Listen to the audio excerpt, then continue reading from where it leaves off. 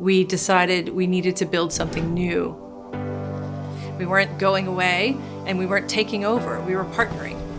Is this even possible? We certainly weren't doing it because it was the easy thing to do, but we thought it was the right thing to do. The biggest challenge was convincing all the credit unions that it was a good idea, that we had a plan, and that we would be better together in the end.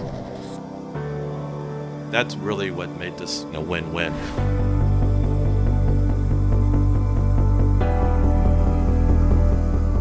At the time, it was definitely an anomaly to merge across state lines. It was a true merger. You were bringing two cultures together and hopefully creating something much stronger. People were watching to see if it could work, and it did. The role of the chapters is to really bring the association to a more local basis, to be able to provide that representation. There's not a one-size-fits-all, and that each credit union or individual member has unique needs. Because of our geographic location, really easy for us to get up to Capitol Hill. Keeping matters before our legislators, whether it's in the state or on the federal level.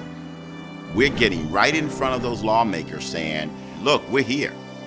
Just like employees come to work every day, the association shows up. We can't collaborate with our credit unions unless we're talking to our credit unions, unless we're listening to our credit unions. What are their challenges and what are their successes?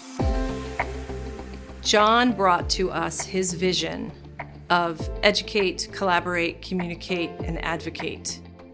That matched with what our vision was 20 years ago. We use the term family a lot in credit unions, but it's really true. You might think they have 40 or 50 people working there, and then you realize it's just a couple handfuls. To have a partner that's there no matter what time of day, no matter what's happening, no matter what the issue is, really gives you a sense of confidence. The association had our back through the pandemic from a communication standpoint, from pulling credit unions together and making sure we're making a difference in lives across the states. And they drive change, making sure that we are on the leading edge of technology. They are the resource that makes me sleep at night just a little bit better. The foundation of who we are is building relationships with each other. Without my relationships that I've gained through the association, would never have had the experiences that I've had and grown as a leader. We owe it to our movement to prepare the next generation of leaders. The Young Professionals Network is doing an excellent job of making that happen and sustaining our future. The opportunities are really boundless. How do we remain viable and consistent over the next 75, 100 years? And that's really going to be making sure that we have a strong bench of future leaders. The association is very focused on that. The association is a resource that you cannot afford to be without. The association is there for its next generation of credit union leaders. The association is out on the front line every single day making a difference.